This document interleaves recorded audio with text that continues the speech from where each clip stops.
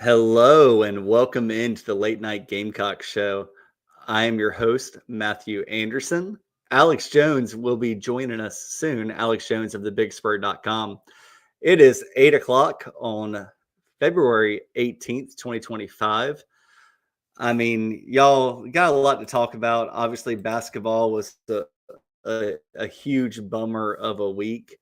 The women's team never loses 2 out of 3, but that's what happened.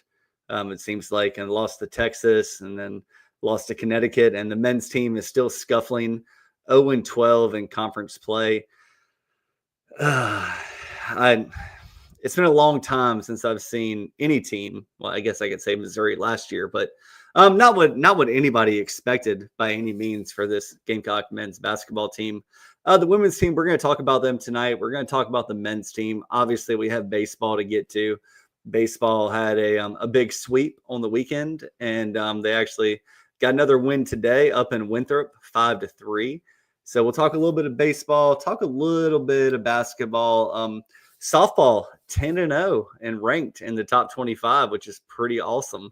So I'm still diving into softball. I really haven't got completely into it yet, but can't wait to go watch some games. My wife played softball in high school and she played travel ball, and we're going to go out to some games this year because it's so fun to be there. But we also have a big basketball game tonight, 9 p.m. South Carolina men's team plays against LSU in Baton Rouge. This is a game that the Gamecocks can, it sounds crazy to say, potentially win. They are ranked pretty close in all the computer metrics to LSU. It is on the road, which makes it a little bit more challenging.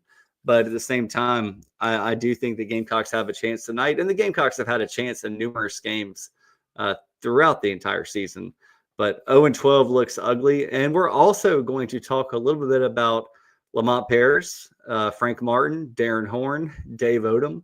And we're just going to talk about, every coach, since the turn of the century, pretty much. I mean, Dave Odom came in 03 or 02, and then you had Eddie Fogler before then. So we'll talk about all of that. And we're so excited to have you on the show tonight. And with that, Alex, you're in the background now. I see you. How about you hit the intro, and we'll be right back with the rest of the show.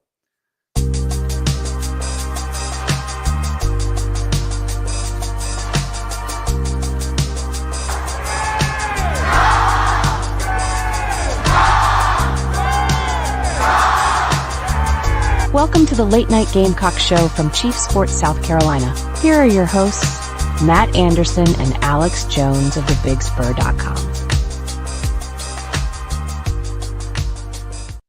Welcome back, everybody. Again, my name is Matt Anderson, and Alex Jones from thebigspur.com is joining me, as always, for our weekly Late Night Gamecock Show. Thank you so much for joining us tonight, and we're excited to talk some Gamecock sports. Alex, I think the first place to start is baseball. We've talked basketball a lot, men's and women's. We've talked football a lot, and we're going to start talking about softball, but we haven't talked that much about baseball. We had Whittle on last week for his season preview.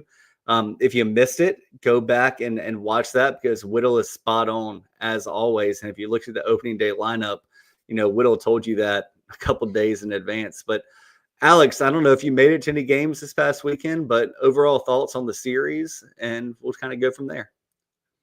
Yeah, no, I was in Gainesville for the baseball game or for a basketball game, so I didn't get to go to any of the baseball games. But just seeing from the outside, looks like obviously a really good weekend for the baseball team to start the Paul Maneri era. I mean, you had the pitching staff. I think that's kind of the story of the weekend, was how well they pitched the ball. And I mean, I can't remember the exact number, but it was a lot of strikeouts to very few walks. And when you look at the stat box, obviously you can see the errors that Sacred Heart made, but at the same time, South Carolina took advantage of those errors. When they got runners on base, they moved them over and hit and got them in with sacrifice flies or hit them in. So now I thought overall, that's the type of weekend you want heading into another weekend series this week. And then obviously I know we're going to get into it, but then finding a way to get out of Winthrop with a win tonight. Yeah, so as you mentioned, the Gamecocks did win 5-3 against Winthrop tonight. Gamecocks took an early 2-0 lead, and then Winthrop battled back. I think Winthrop actually had a 3-2 lead, and the Gamecocks got 2 more runs. I think it was a home run. I don't know about you, Alex, but watching the feed, it was terrible. Like trying to watch on ESPN Plus, it was very scattered. It was very delayed. It was the volume. Like I had to turn the volume up to like 98, 99 on my TV. And eventually I was like, you know what? I'm just going to listen to Coach Lake on the radio broadcast. I pulled the radio broadcast up because what I was worried about was when my wife gets home and she turns the TV on, it's just going to blast her and she's going to like fall backwards because of the volume. But yeah, so the video and the audio was kind of iffy today. I think that's going to happen anytime you go on the road, especially against like a Big South team like Winthrop. It's going to be a little dicey, but we'll start with today and let's move back into the weekend. Gamecocks, went on the road. I think this is the earliest. I think Coach Lake said it today. The earliest road game since 2010. Obviously, 2010 ended with a national championship, and Gamecock fans remember that, and that was a pretty good year. But I think, just looking at it, when you're on the road, you're playing in a new ball field. You've been playing on your own home field in scrimmages, practices, all of that. For the Gamecocks to get a win against a team that I think is going to be pretty good in the Big South and Winthrop, that was great. Moving on to the weekend, Alex, I'm just going to throw out some stats and figures, and I'm going to look to my right because I have this all written down. But, starting out, the biggest thing for me was I was worried about a letdown this past weekend, because you have Paul Maneri. He's, the new coach. Everyone gets excited about a new coach. It doesn't matter who it is. Like when you get rid of a coach outside of like maybe like Ray Tanner, who, went out on 3 consecutive College World Series and 2 championships. Normally when you have a new coach, it's because the coach that was the predecessor got fired. And that was the case with Coach Mark Kingston. So I thought there was going to be a lot of juice in the stands, a lot of excitement. But 5-3, it was a tough game to open the season. But then after that, it was, I think, 14-0 and then 8-0. And I was also worried because they were celebrating Ray Tanner. They had so many former players in, and they had a fun roast for him Saturday night. If you missed it, go back and listen to the show on Friday. It was a 4-hour baseball extravaganza with JB, JC, Phil, and then just so many guests. But, the headliner was Ray Tanner. And he was so gracious and gave so much time to the show, spent about an hour on there. And getting candid Ray Tanner, it's what I think Gamecock fans have missed since he became the athletic director, Alex. When you're the athletic director, you gotta toe the company line, but he kind of cut loose. Do you have a chance to listen to that, Alex? Yeah, I listened to most of the show on Friday morning, and you're right. It was just really fun to hear all the stories he had from his time coaching. I thought also Jim Tobin was really funny on there. He had some great stories as well, and I thought, that was a great show. But you're right, it was really cool listening to Tanner kind of open up and share some of those stories from his time as head coach. Yeah, I've been around Ray Tanner a lot in my life, but last year when I started doing this stuff, really like covering basketball games with you, Alex, and being a part of the media, I talked to Ray Tanner after a couple of games, and he was really happy after wins. He was not very happy after losses, and just to allow him to step back and say, "I don't got to worry about this anymore." It was pretty fun, but I did think there was possibility for a letdown. It didn't happen.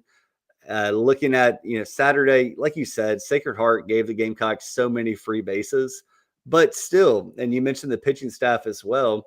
The pitching staff had a team ERA of 1.08.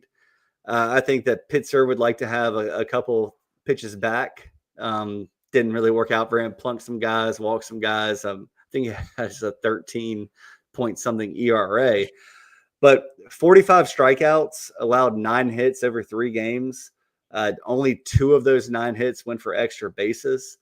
Each starter went exactly 5 innings. They had the starters had 27 combined strikeouts versus only 4 hits and 1 walk. Alex, and we talked to Whittle about this. He kind of said, they got maybe 2 Saturday guys and then maybe a Sunday guy, but he was worried about Friday. But looking at the pitching staff, I was actually pretty pleased about it. Yeah, I think the talk with the pitching staff has been you kind of mentioned the depth that they have this year. We'll see kind of what the 1-2 punch is going to look like, and the weekend rotation once we get into the SEC play, because every SEC team's got a good 1-2 punch. So we'll see how it stacks up. But I think one thing South Carolina's going to have that maybe not a lot of SEC teams has is the depth, and you're kind of seeing that. You saw that throughout the weekend. And then today, like, I thought one of the guys that stood out today pitching was Brandon Stone. I mean, he went 3 2/3 innings with a hit and 3 strikeouts. I mean, he was really good. Parker Marlatt was really good over the weekend, and he pitched again today. Brendan Sweeney in kind of that closing role looks like he's really kind of blossoming. I think maybe they found something with him there. So, I think you have to be really, really pleased right now with what you've seen from the pitching staff so far. And obviously, we're still early into the season, but I think you have to be pleased with what you've seen so far. Well, one of the fun things for me is Zach Russell. And I don't know if they said this on the TV broadcast, if you were able to watch, but I was driving back home from the beach on Sunday. So I was listening to the game, listening to Derek and Stu. And they talked about a kid named Zach Russell who came into the program, and he pitched in high school. He played the position in high school. He played a bit in the field in high school. But he came into South Carolina as a position player. And that dude was throwing 94, 95 mile per hour cutters going inside, outside. He faced 4 batters and 1 1/3, struck out all 4 of them. And I didn't get to see it, but the way the radio guys were talking about it, it was pretty special stuff. And Stu actually told a pretty funny story on Coach Lake. He said, that guy, Kip Balknight, who came through the Gamecocks as a pitcher, one of the Golden Spikes, when we first recruited him, he was going to play third base and maybe do a little bit of relief pitching. And you never know what you have on the team. And baseball is a fun sport. Baseball is a fun sport because most kids, they pitch, and they pitch their max amount of pitches in a game, a weekend, a week, whatever it is. I remember in Little League, you could only pitch like 6 innings in a week. So your pitcher is probably one of your best position players too. So, you could throw that guy to shortstop, throw him third base, first base, whatever. And so it was really cool to see Zach Russell succeed. And then looking at the hitting notes, Alex, Ethan Petrie and Nathan Hall both went yard over the weekend. Both were big home runs. Hall hit 500 for the weekend. Ethan Petrie and Nolan Nowacki hit 375. Then Evan Stone hit 333. I think that last year it was kind of tough after you got, you had your leadoff guy, but then you had like 2, 3, 4 in the lineup. And those were your only guys either over 300 or flirting with 300. To see 4 guys come through and get over 300 batting was pretty huge, I think. And look, Talmadge LaCroix, I mean, good for him. I think he had an RBI or two RBIs today, but on Sunday, he had the opportunity to hit 3 balls out of the yard, and sometimes the wind's blowing a different way. It's tough to get it out of the park, but he had well hit balls. So happy for the hitters. Every player that made a start over the weekend had at least 1 RBI. Gamecock batters got a free base 26 times, 21 walks, and 5 hit by pitches. So you'd like to see, I mean, it's tough. You score 19, you score 27 runs, so you average 9 runs a game, but with 26 free base runners, you wish you had a little bit more to show for it. So maybe that was just first weekend stuff.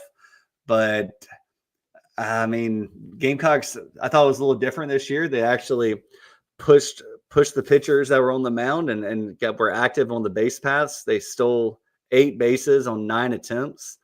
And I cannot remember who said it, Alex. I think it was on Friday. I think it was Ray Tanner. I think it was Coach Tanner. But he said that it might not have been Coach Tanner. It could have been somebody else. It might have been Stewart. But college catchers only throw runners out 31% of the time, and that's like elite numbers. Mm-hmm. So to be active and have the speed on the base paths to even get the opportunity to do it, that was fun to see the Gamecocks playing a different kind of way. Gamecocks tomorrow have Queens College if the game gets played. I know the weather's looking kind of iffy. Alex, have you seen a weather report for tomorrow? Because you're covering the game if it's played. Yeah, I was looking earlier. I think they can find a way to get in, but I think they'll maybe just wait. Maybe I was looking to see if anything was said tonight about the game tomorrow, but it didn't look like anything was said. But I think maybe they got maybe a little bit of an early window in there to see if they can get it in, but I think they'll decide that tomorrow morning. Yeah, so we'll see. In baseball, you want to get the games in, especially non-conference games. You want to get the reps. You want to have the opportunity for guys to throw pitches and get at bats against someone other than your team. So I know they'll do everything they can to get that game in tomorrow. Alex, the first pitch is scheduled for 4 p.m. tomorrow? Yeah, 4 p.m. SEC Network Plus. So, the game will be at Founder, so it'll be a better stream, which will be good. But I think it's Jackson. And how do you pronounce this last name? Do you know? Is it Saucy? Soyce? I feel like if I say it, I'm going to say it wrong. So I may not even try. But okay. Yeah. But so Jackson, wherever you're at, Jackson, we love you to death. We're pulling for you tomorrow. All Gamecock Nation is behind you. Jackson, Souice. So if anybody knows in the chat how to pronounce that, let us know. And then this weekend, the Gamecocks host Milwaukee for a 3-game series, Friday, Saturday, Sunday. It's going to be a cold weekend. So if you're planning to go to the ballpark, I think the high is 51 for the entire weekend. Just dress accordingly is all I can say. And if Alex, are you covering any of the games this weekend? I don't know about this weekend. Like, I'll be there tomorrow, but I'm not sure about this weekend yet. Well, Alex will be nice and toasty in the press box, and he'll be good. Yeah, at the very least, I'm gonna be at the basketball game. Also, I'll be indoors on Saturday at 8:30 p.m. So avoid the cold there you that go. way. Yeah. Well, really quick, and I'm going to be really honest with everybody. I'm trying to get more into softball. I kind of said it on the Soft Open, but the women's team, I always say women's softball like it's only women's. So the softball team is 10-0, ranked in the top 25, and I think 4 different polls. Girls haven't given up many runs so far. I know they had a walk-off in the first game of the season. I think they had a walk-off in the second, but outside of that, I know the competition hasn't been fantastic, but a lot of shutouts, a lot of 1-run games, a lot of 2-run games, and that's good to see. They're winning right now, too. And they're winning right now. So there you go. Alex Jones always on top of things. It's really cool to see Ashley Woodard, formerly Ashley Chastain, doing well. She's kind of like Shane Beamer. This was her dream job. And to see her have the success that she's having right now, I couldn't be more happy for her. And I also, I'm so excited to see what happens next. Like I said on the Open, my wife played softball, travel, fast pitch, all that. She played in high school, part of a state championship team. So we're going to try and get out there. Softball, and I've said this on past episodes, it's such a fun sport to watch. It's so different than baseball. You have slap hits, bunts. You have girls that can take a yard. I mean, it's so different. And even watching the games this past weekend with my wife, I was like, man, that looks like a good pitch to hit. And I said, Eli, what do you think? And I call my wife Eli, but it's Elizabeth, but I call her Eli. But she was just like, yeah, it's so weird to see from a different arm slot, throwing underarm versus throwing over the top. But she said, like, yeah, I think I could hit that one out of the park. My wife was she would swing at the high ones. She would chop home runs like she was hitting an axe. But so that's what's going to cover baseball and softball. When we get back, we're going to talk a little bit basketball. But Alex, let's go ahead and hit the sponsor break. And then after that, let's get an update on scores around college basketball right now.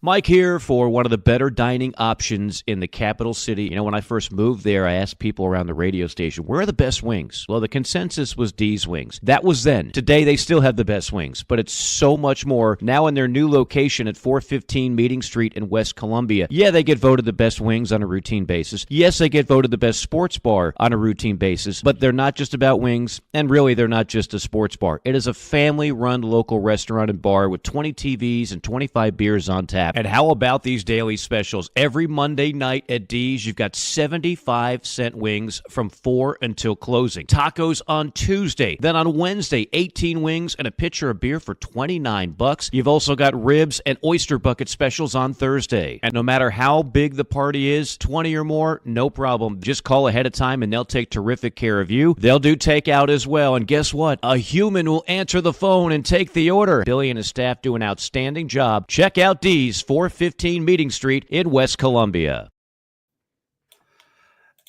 So we always appreciate D's wings. Alex and I are big fans. But Alex, can we go ahead and get an update around college basketball, men's, women, whatever you can find? Let's just talk about it briefly. Yeah, there's 3 games going on in the SEC tonight, with one being South Carolina LSU. But right now, Florida's up 20 in the second half on Oklahoma. It was kind of crazy. We were talking about this on the morning show this morning. Oklahoma's 3-9 in the SEC, and they're still projected into the SEC or the NCAA tournament as we speak. I think Lenardi's got them last 4 in right now. I mean, so that just, for one, just shows what everybody thinks about the SEC and how dominant it's been so far. Another top 25 game in the SEC is going on right now. Mississippi State, who's ranked 21, is up 10, 44-34 over number 7, Texas A&M. That one's in Starkville. They got about 12 minutes left in that one. And the one out-of-conference game that's really catching my eye right now, with just under 4 minutes left, Villanova's up 58-52 on UConn right now. So that's kind of the big scores going on right now before South kind of gets going here around 9 o'clock. Yeah, we're counting down the minutes now until 9 p.m. We're going to talk about the men's game before we sign off here, but let's talk a little about the women, Alex. Obviously, tough loss on Sunday. I was, like I said, I was on the drive home listening to the baseball game, and Coach Lake gave some updates. He says, we got some scores out here, and one's going to surprise you. And I was thinking, maybe Tennessee was losing or Texas A&M was losing in baseball. I was just like, okay, well, let's hear what this is. And he said the halftime score for the ladies against the Connecticut Huskies. I don't think anybody saw it coming. You can point back to I think it was 15-point loss against UCLA. Then you had the 4-point loss, on the road to Texas. But I don't think anybody would. I mean, I don't even know what the line was, Alex. I'm sure the line was Gamecocks minus like 8 or something going into that game. And the Connecticut Huskies really put it on the Gamecocks. I don't think that anybody in the world would have predicted that any team in the country, let alone, even the best teams in the country, would shoot, 46% from 3, 48% from the field, 83% from the free throw line. It's one of those, like Don Staley, like, one thing she knows is defense, and her teams are always crazy athletic. They're crazy physical. They're crazy active. So UConn just kind of had one of those days that everything goes right for them. And it's funny because I've seen so much backlash about the game, and I've seen so many people saying, well, these girls just aren't good anymore. Like they're not going to win the national championship. And for me, Alex, I kind of laugh at that because there's a lot of these are blue blood problems. When you get upset because you lost by 29 to a traditional Connecticut, Tennessee, and out there South Carolina, and they're probably the top 3 teams in women's college basketball history. And maybe they're like Louisiana Tech. I don't know, back in the old days, but yeah, Tennessee, then you had UConn, now you have South Carolina. And it's kind of like Kansas fans, some random Kansas fans saying like, hey, let's fire Bill Self, back-to-back preseason #1 team in the country, and he just stinks now. What are your thoughts on that, Alex? Yeah, I mean, we're looking at that game. It was just one of those, you mentioned it was just one of those games where give credit to UConn. They came into Colonial Life Arena and they just played an incredible game. I mean, Azzy Fudd was 6 of 10 from 3, 11 of 22 from the field, 28 points. Paige Brecker's about had a triple-double at 12, 10 assists and 7 rebounds. I mean, they just shot the ball extremely well. And I thought one of the things was they kind of controlled the paint as well. I mean, they out-rebounded South Carolina. I think it was 48-29. And so it was just South Carolina didn't. It was one of those games where South Carolina couldn't get much to go, couldn't get much to work right, and then Connecticut just came in there, and you gotta give credit to them. They just played a really good game, and I think it could be a game where it really refocuses South Carolina, and I think that who knows, maybe this is something that they needed for the long run, and maybe it helps them out for the future games. And now they get back into the SEC slate where they obviously there's going to be some challenging games in the SEC slate, but maybe having something like that can help them for the future. I think so too. We all know that Dawn, in her early years at Carolina, had to build the program, and they played Connecticut, and they got their butts beat. They played Tennessee, they got their butts beat. But Dawn Staley has won 80.9% of her games at South Carolina. And on top of that, Alex, a crazy trivia question for you. Okay. Out of the last 6 seasons, Dawn Staley has coached 109 games at South Carolina. How many losses do you think she has in the last 109 games?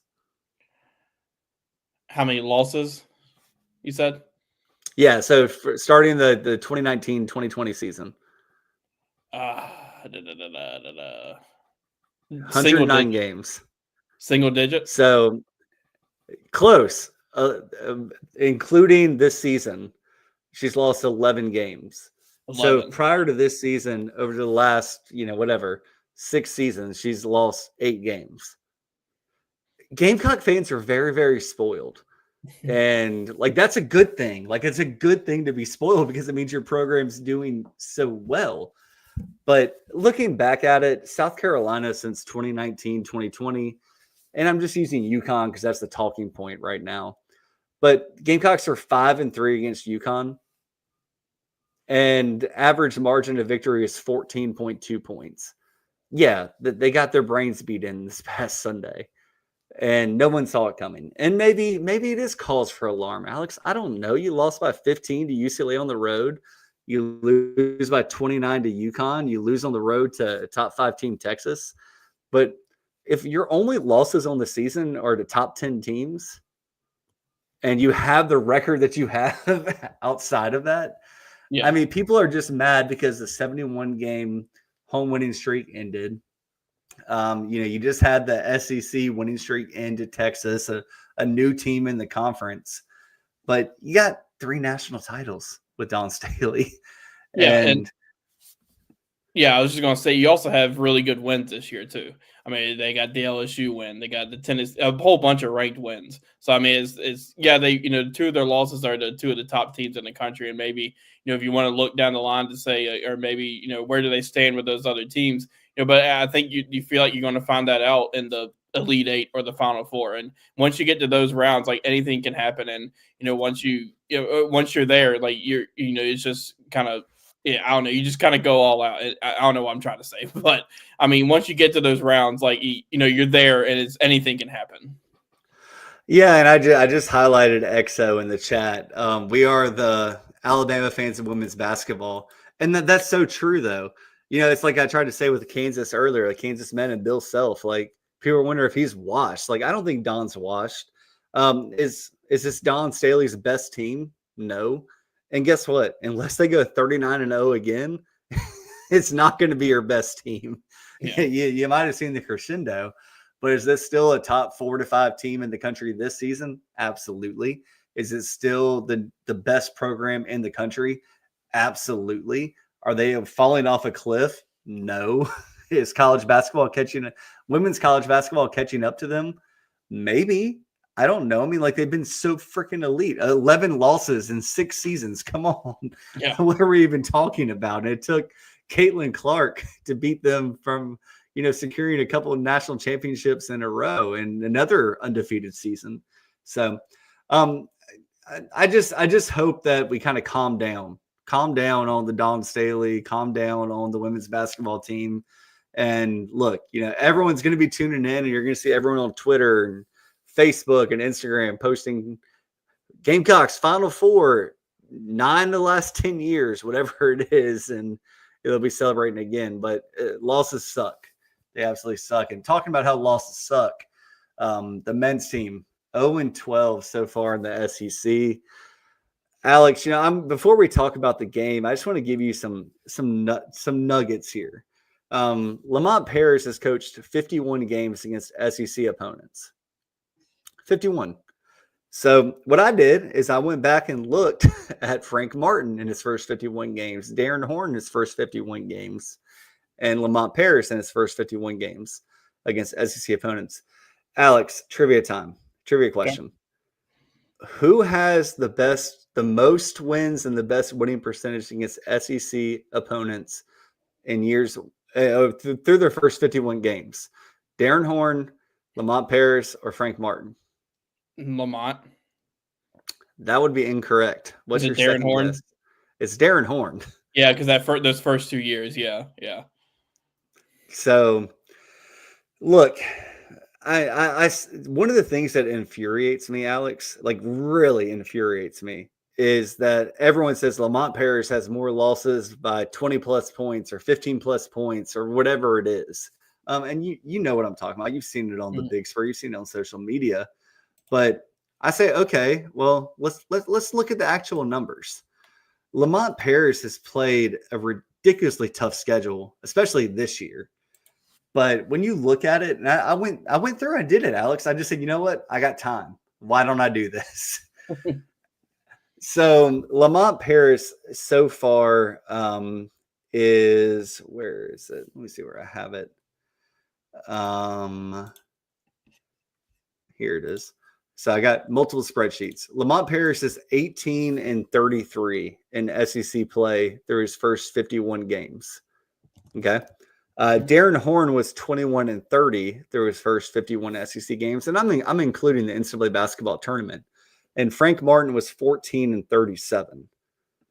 So looking at this really quick, on average, it's actually kind of crazy. Like maybe Gamecock should not have fired Darren Horn.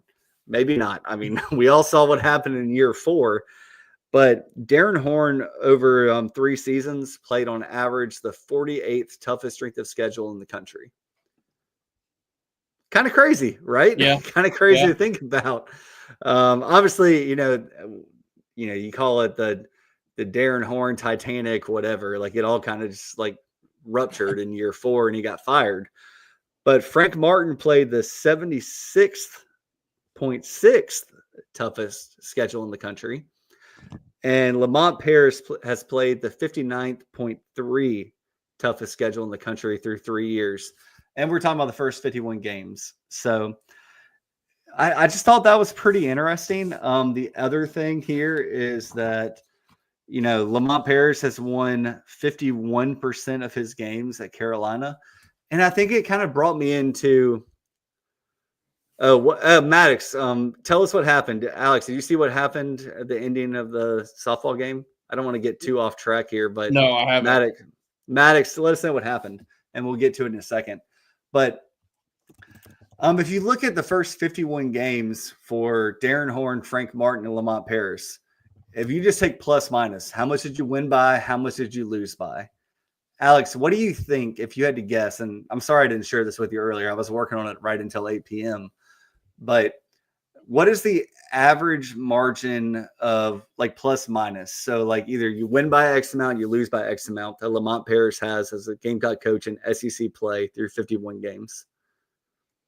Oh gosh. The average margin, you said? Yeah.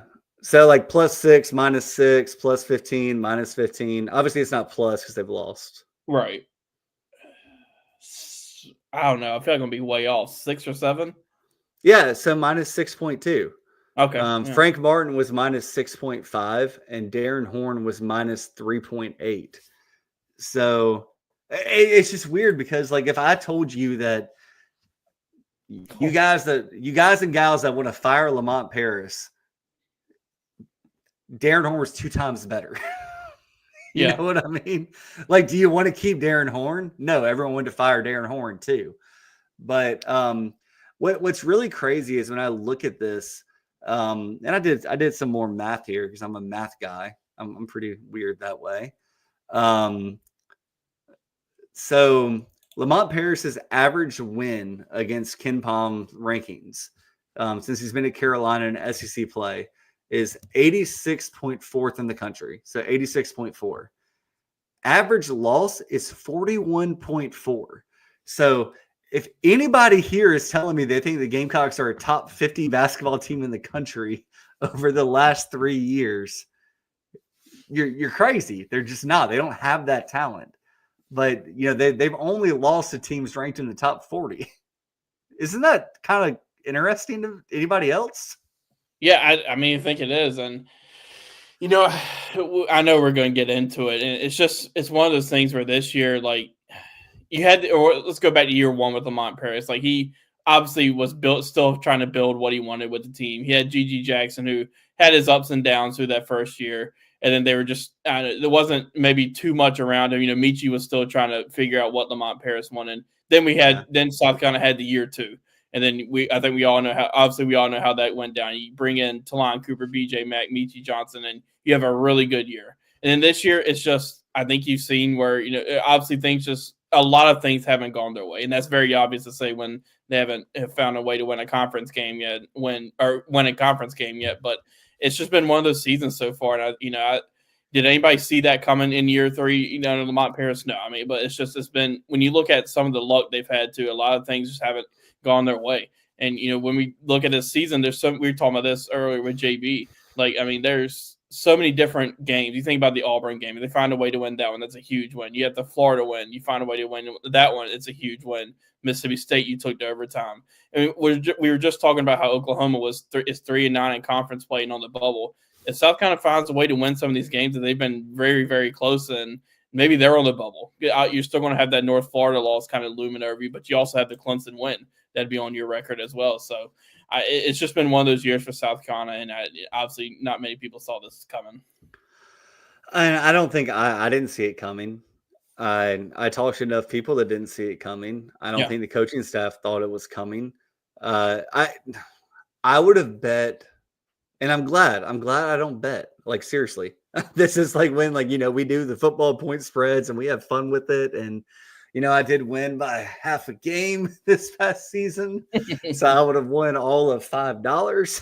But no, I would have bet almost my house, my car, all the things that are valuable in my life that have monetary dollars attached to it. The Gamecocks would not start 0-12. And that's what happens.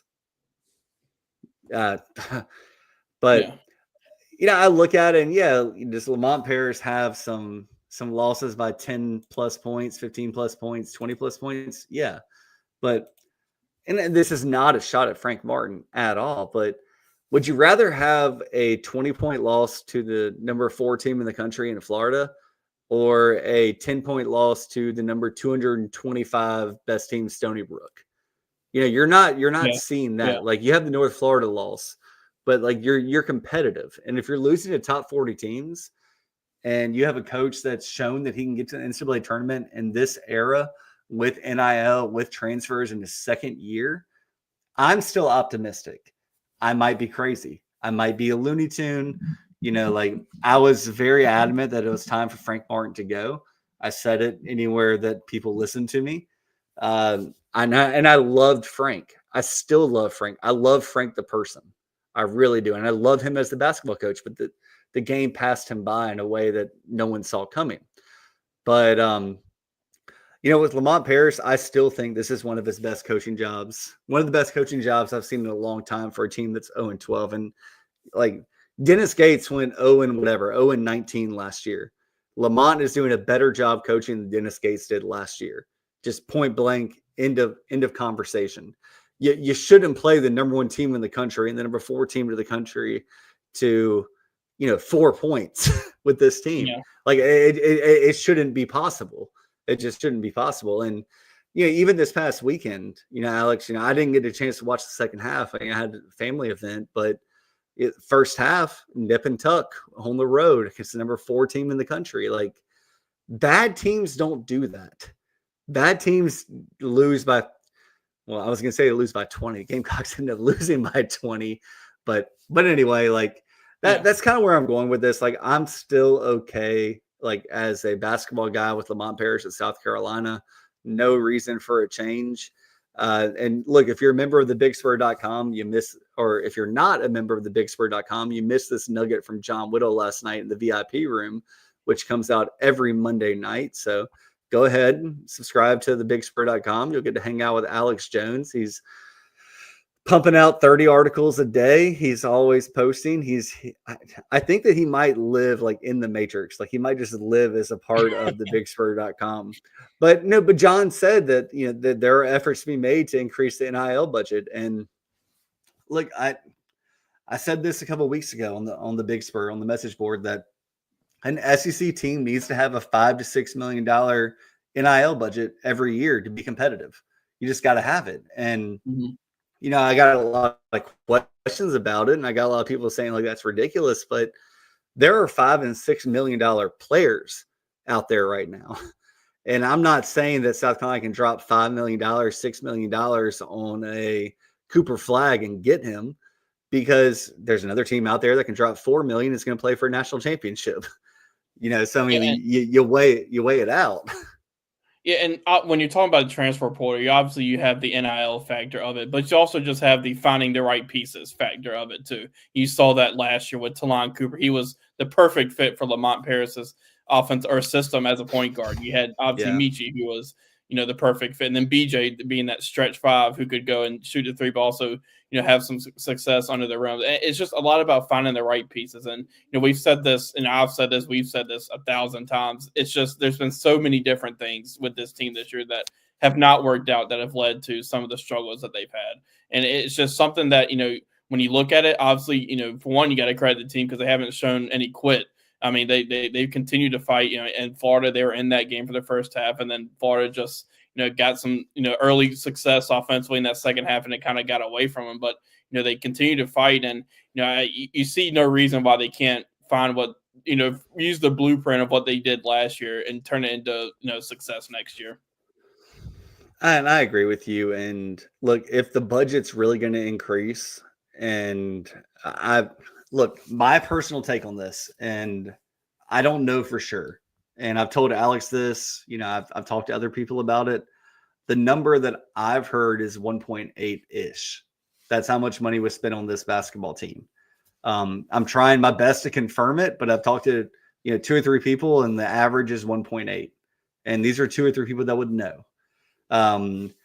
But I've heard that it should be a sizable jump next year, and it needs to be a sizable jump next year. Not because, oh my gosh, the Gamecocks need, a $5 million player to be competitive. Like I can tell you right now, Gigi Jackson did not get $5 million to come to South Carolina. Didn't get 1.8. I mean, the number was much lower. And he had some unique situations, unique situation where he reclassified. A lot of teams are full. I mean, he probably would have gone to North Carolina if he had stayed in his class. But anyway, long story short, they need $4 to $5 million. And I do believe that if Lamont Paris is able to get $4 to $5 million and he can target the right guys, like Alex is talking about, the guys that buy in, and, it needs to be very similar to Shane Beamer and the way he handles NIL. You get the right players at the right price, and it's not the basement. It's not bargain shopping, Alex. We've talked about that. It's what does this team need?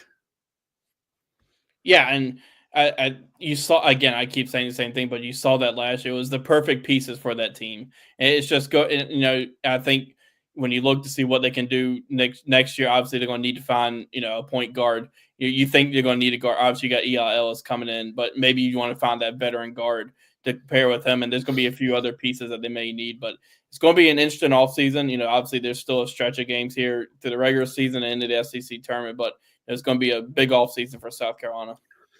Yeah, and you just kind of hope that the money's there. That's all I can say. And I'm not going to get into why did South Carolina lose to Florida. Y'all watched it. You saw it. It's 12 games now. We're not going to break down each individual game. And here's the other thing really quick, Alex. I know the game is about to start, so we got to go. But if you're Lamont Paris and you've proven that you can win if you get dudes that fit your system, can you imagine being the person that's like, okay, I'm the I'm the operations guy at this company. Like, I make sure everything runs smoothly. We have a good product. We make sure that the sales, when someone sells something, the product goes out the door. And then all of a sudden, oh, by the way, we're not going to pay you any more money, but you need to go sell now too and still do your same job. And I'm not saying Lamont hasn't been, great with boosters. He's great with anybody that talks to him. But this is a different landscape. You have Coach K, the greatest coach of all time, Jim Boeheim, who wanted to coach until he was 90, Tony Bennett. You have all these guys that have won national championships stepping away because of NIL. And look, Gamecock fans want to have a successful basketball program. I was actually thinking about this, Alex. Going back to Eddie Fogler, and that's about as far as I can go. I'm 36 years old. Eddie Fogler won an SEC regular season championship, a 2 seed and a 3 seed in the NCAA tournament. Darren Horn he co-won an SEC East Conference championship. Then you go to Frank Martin, who went to the Final Four. Then you go to Lamont Paris, who made it to the NCAA tournament with a roster that had no business getting there. You can have success at South Carolina. It's the same conversation we've had for a long time about the football team being a sleeping giant. Get the right players, the right coach. The fans are going to be there. It's going to be awesome. Basketball is the same thing. So, Alex, we've talked a lot about a lot of things tonight, and I think it was a really good episode because it's a break for us from doing recruiting and football, and I'm actually enjoying not talking about football because baseball season is one of my favorite things to talk about. I love being able to just throw a baseball game on, lay on the couch, look at my phone, still be able to pay attention. So excited for baseball. And obviously, baseball is just kicking up. And football tonight will be here before you know it. Yeah, we're gonna have to talk football here soon. I guess we'll be forced to. But and look, when we start talking football, we don't stop talking football through January. February. It's year round. It's year round. Well, Alex, tonight, like I mentioned earlier, South Carolina is ranked 80th in the country at KenPom. LSU is ranked 81st in the country at KenPom. South Carolina is actually rated better. It's actually funny. You mentioned earlier Oklahoma 3-9, and they are still in the NCAA tournament. The Gamecocks win 6 in a row, 6-12, same ratio as Oklahoma. Maybe you get in. So wilder things have happened, but it's kind of like when, and this is a great analogy. JB and Phil were talking about today. In NASCAR back in the day, you already knew who won the championship with a couple races left. You're still pulling for your guy. So Gamecock fans still need to pull for their guy, and their guy is their team. So tonight, Alex, on the road, Baton Rouge, you're the better team on paper, but it's on the road. What are your keys to the game? I know you mentioned it earlier, so I'll give you my keys really quick. I think that you got to force some turnovers. I think you got to make them. You got to make them uncomfortable at home. I think this is a golden opportunity for South Carolina to get a win, just because I feel pretty confident that LSU fans have checked out the same way that Gamecock fans have checked out. I don't think it's going to be a raucous environment. I could be off there. But if you can force turnovers, limit their three-point shooting, you don't want to give and limit your fouls. I mean, basketball is a simple game. Yeah. And I think defensively, your one guy to watch is Cam Carter. And that's pretty simple to say for a guy who's averaging 17.3 points per game. But in that old Oklahoma game, in that 3-point win this weekend for LSU, he had 29 points, I think. And he's a pretty good three-point shooter at 41.2%, I think.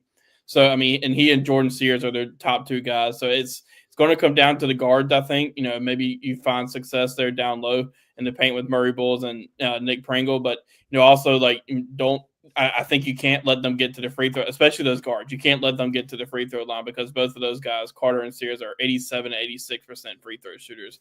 So, and also they're really good at blocking shots. I think I saw that their 5.1 blocks per game is top 20 in the country right now. So it's just going to be one of those where I'm interested to see how, the guard perimeter defense, that's going to be something I'm watching because they've kind of had their own struggles with that here recently in this stretch of games. And I think it's just, can South Carolina not go through these scoring droughts that they've been going through? For that Florida game early on, they were right there in it, and then I think Jacoby Wright hit a jumper with about 8:04 left in the first half, and South Carolina didn't hit a field goal again until the second half. Like that can't happen on the road, and Florida obviously will run away from you, but LSU's got the capability to do that too, to run away from you. So avoid scoring droughts, and I know that sounds obvious, but avoid these long scoring droughts that you had, and get it to late in the second half and see what you can do. And look, Alex, you're exactly right. You talk about it sounds obvious, but anybody that's watching this show and watches all kinds of sports, and we know the fundamentals, we know what you need to do to win. It really is that simple. And look, the Gamecocks, the turnover bug has hit them this year. You can't turn the ball over on the road. It's interesting to me, though, Alex, that in conference play, South Carolina has the worst offensive efficiency in the conference, and LSU has the second worst offensive efficiency in the conference. And you look at the LSU defense, they have the third worst defense in the conference, and South Carolina has the fourth worst defense in conference. So there's an opportunity for this game to be a rock fight. If something's got to give, it feels like. Yeah, and it's not funny, but it is funny. I mean, you got to laugh at sports sometimes, and I try to. And look, if the Gamecocks get a win tonight, good for Lamont. Get another win in SEC play, so my numbers next year when I do this look better for Lamont against other previous coaches. But just go ahead and win the rest of them. Go get a win in the SEC tournament and see what happens. And maybe get an IT berth. Who the heck knows? But it is an opportunity. Israel is right. I'm gonna put this up here. Tonight is an opportunity. We'll be watching the game. We'll be talking about the game next week. Alex, we'll have to send a message out. Let me just do it really quick. It'll be easier. The Gamecocks next week play on Tuesday. Oh no, they play on Tuesday on the road against Missouri. That game is scheduled for 9 p.m. Alex and I we'll look at the schedule. Alex he's crazy busy right now, having to cover in all these sports. I don't know if like Tuesday or Wednesday there's a baseball game that's home that you're going to be covering, but we could probably do Tuesday. I think that we can put that in pencil right now, that we could do Tuesday. If that's we'll put it in pencil. I like that. If it's not Tuesday, it'll be Wednesday. Make sure you're subscribed, you get the notifications, all that kind of stuff. But Tuesday or Wednesday at 8 p.m. Alex and I are going to go watch this men's basketball game and see if the Gamecocks find a way to pull it out. But Alex, I forgot to mention this on the top. This is show 100. Yeah, show number 100. So we appreciate everybody for sticking with us for 100 episodes. So much fun. And I used to do this and it was a podcast form. I love the video because it's so much more interactive and get to talk with all of you like live. And, having Alex on this show has just been a blessing because look, I can still do the hour and a half monologues, but I got to have more water than I have beside me right now if I'm going to do that. But Alex, thank you so much for hopping on and being a part of this show. You really do make this show run, and I appreciate everything you do on the show. And I appreciate all the listeners, all the watchers, people that support us. Thank you so much. And look, I'm going to say this every single time that we are on this show, but when you spend time with us, you give us the most valuable thing you have, and that is your time. And we all know time is valuable, and for you to spend it with us means the world to Alex and I both. We appreciate you. We love you. You can always reach out to us on Twitter. I'm Late Night Gamecock, and Alex is Alex Jones and a couple of numbers. You can find us. We're both on the Big Spur. Just if you have any questions, the comment box is always open during the show, but reach out to us on thebigspur.com. We're happy to interact. And, I have a lot of Facebook friends that have come through this show. And, I told Alex last night I was playing pickup basketball and one of the guys there was like, "Hey, I watch your show." And that was pretty cool. So we appreciate all of y'all. We thank you. We hope that you enjoy this game tonight that starts at 9 p.m. And with that, we're going to sign off because Alex has to cover the game. I'm going to be able to watch leisurely. All right. Well, Alex, any parting shots?